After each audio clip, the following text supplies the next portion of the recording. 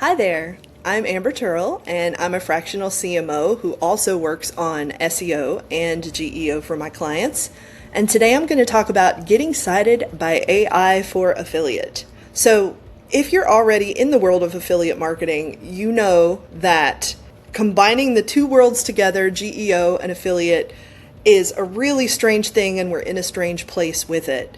Google just announced over the last few days that they are what many advertisers are calling killing blue links, which might not necessarily be the case, but they are definitely going to continue prioritizing their AI program because they see LLMs taking so much of their traffic. So the landscape is pretty brutal right now. We don't know what's coming.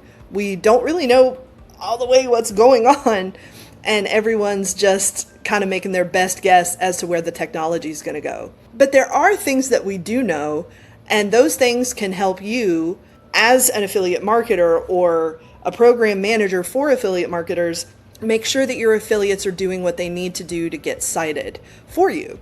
So if you're running affiliate or partner marketing, the reality is that you need to know what gets you cited by AI before the blue links start fading out essentially for good. So are we at ground zero?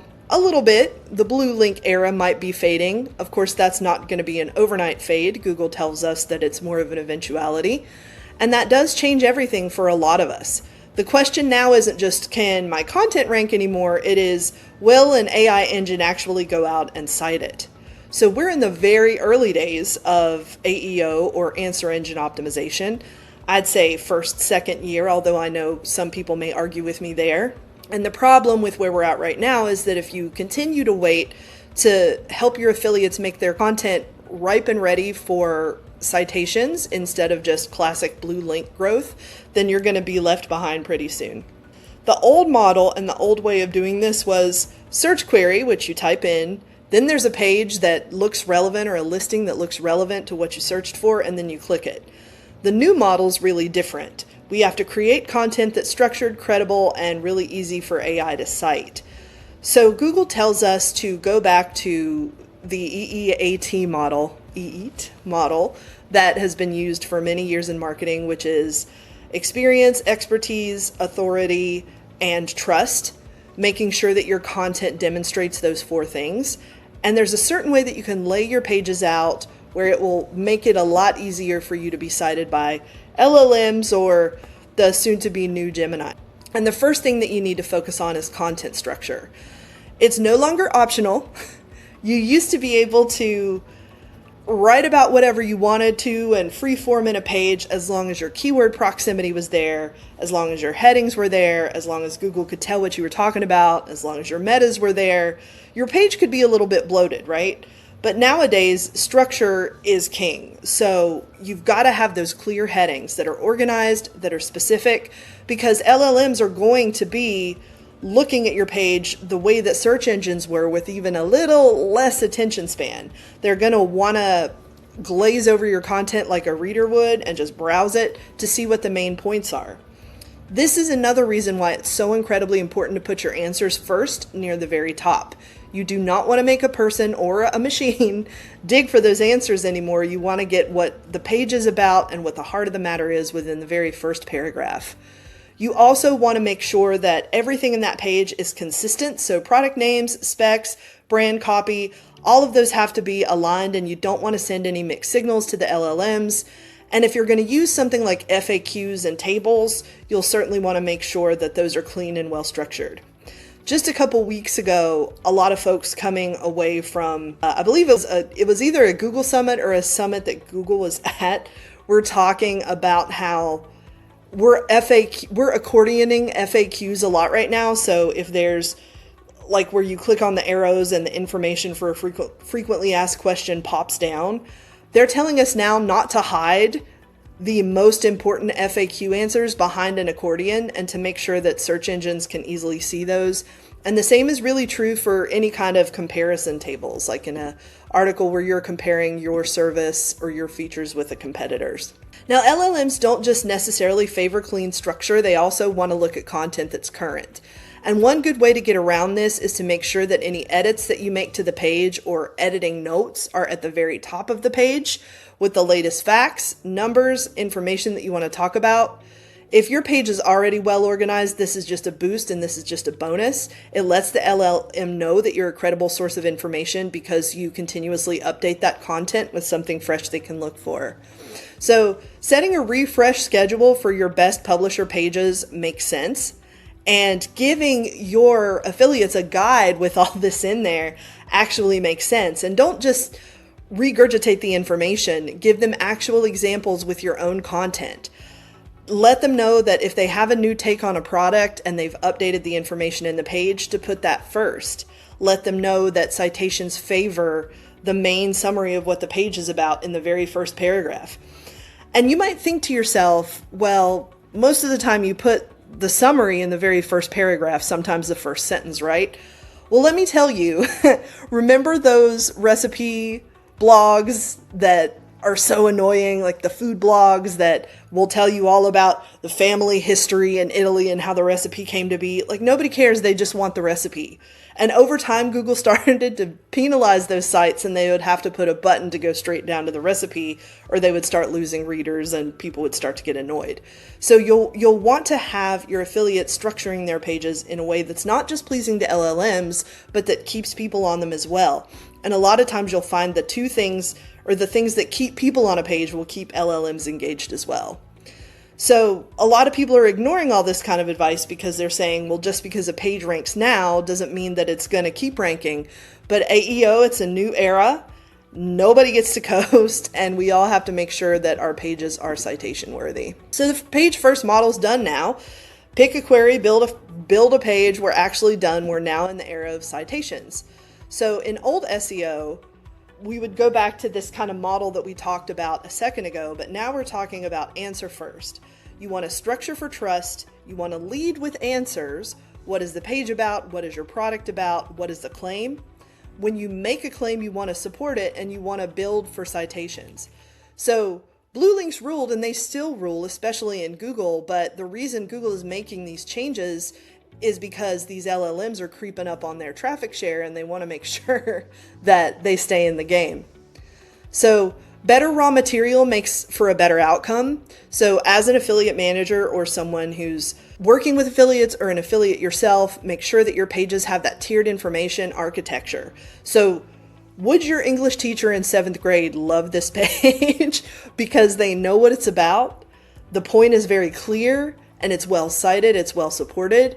We talked about EEAT earlier, and that comes into play as well, and also that LLM-friendly structure of organization. Ambiguity kills citations, and that's a really important thing to keep in mind. So you want to make very clear what your point is from the beginning. Get there, get off of it. That doesn't mean that you don't want to have any more text-rich articles about a particular topic. It just makes sure it just means that you need to make sure that your content is very strong, put out there. You're explaining exactly what you're talking about, and your points are really relevant and really support what your summary is at the top of the page. So now we're getting into messy affiliate programs. Product data can get messy, merchant copy can get messy, and one of the biggest mistakes that I've seen doing affiliates for so long is that a lot of brands give really basic information to their affiliate marketers and just hope for the best. Affiliate managers give mixed signals, and they get crappy content in return. Tell your affiliates what you want them to say. Make sure that your products are consistently named. If there was an old name for a product and it was renamed, let affiliates know. If there's a nickname or kind of a slang name for a product and you'd prefer that affiliates don't use that, let them know. But most of all, don't give them thin merchant copy. Don't just give them a little bit of swipe and send them on their way. Give them something that makes a difference. Give them something that clearly spells out not just what your products are and who they're for, but what specific problems your products solve. Give them a whole sheet with those points on there, and more than just one problem being solved by your product would be great, so affiliates can use that information to do what they need to do with it. And generally, what you're going to see is if partners don't get the right summaries, then there's sloppy content out there with your name on it. So clear citations start from the top. If you don't give your affiliates consistency to work with, then search engines are going to be reading 100 different pages about you that all say something different. That consistency has to start from the absolute top of the chain. So look at this as not just how do we get cited by AI, it's did we do the basic stuff? Is our product data in line? Are our claims structured and supported? And is there a citable source for these claims? Giving partners that information helps them help you by pushing up your site as an authority when they link back to you, but also making sure that people aren't getting crazy brand information from 100 different sources that says 100 different things. This isn't just a publisher problem, it's a merchant problem. So it doesn't mean that your publishers aren't going to make money. It means you're not going to make money from your publishers if there's inconsistency out there. So you have to ask yourself these questions. Does the answer show up early in the text? Are all of the claims backed up? And is the copy tight, or is it full of fluff? So the right partner agency might be a good look for the future of AEO and affiliate. Looking at somebody like, to give you an example here, Partner Centric is great because bigger partner firms have a true read on numbers. They will have their own data dashboards and their own incrementality metrics that they're using to determine whether or not something is performing. And they'll be able to help you operationally get a hold of your affiliates in the right way. If they see something weird or broken out there with your name on it, they're going to be the ones that are going to stop that or help you reach out to your affiliate and stop that. And they're going to be the ones who are going to be able to tell you how your performance is affected by AEO not working out for affiliates. So instead of having to be the new Einstein who goes out and learns all this stuff in this new universe, you can work with professionals who are doing it all day, every day. If you decide to do this, you got to have a process for monitoring content, a method for pushing citation-ready materials, and a lot of times that's going to go back down to the main methods by which you communicate with your affiliates, whether there's a message of the week or message of the month type board or just good old email. Good visibility and a genuine grasp of AEO. So we can't rely on the KPIs that we've been relying on for years now because the game has really changed. So in the AEO world, not every affiliate content type is going to pull the same weight. So coupon and cashback are useful, but the real AI citation upside lives in more top of funnel content. Reviews and comparisons, you're going to see a lot more of that type of content pop up.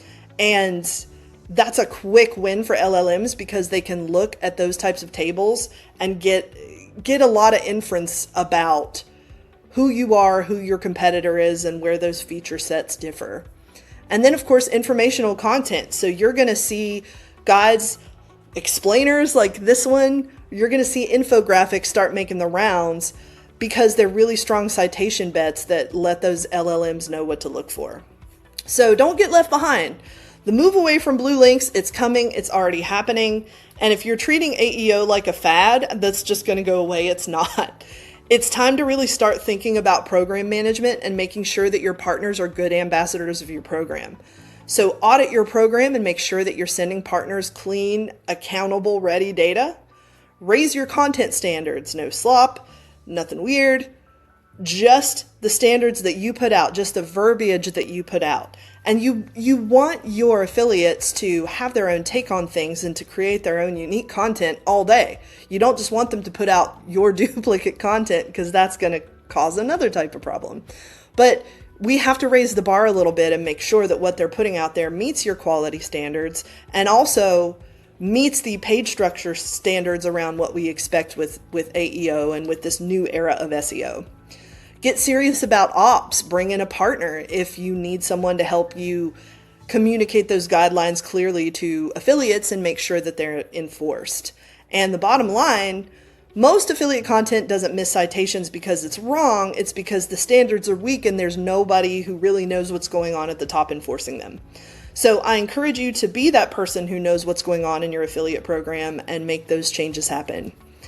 Thank you for watching. Feel free to subscribe, follow, or we're glad to hear any of your comments on this presentation.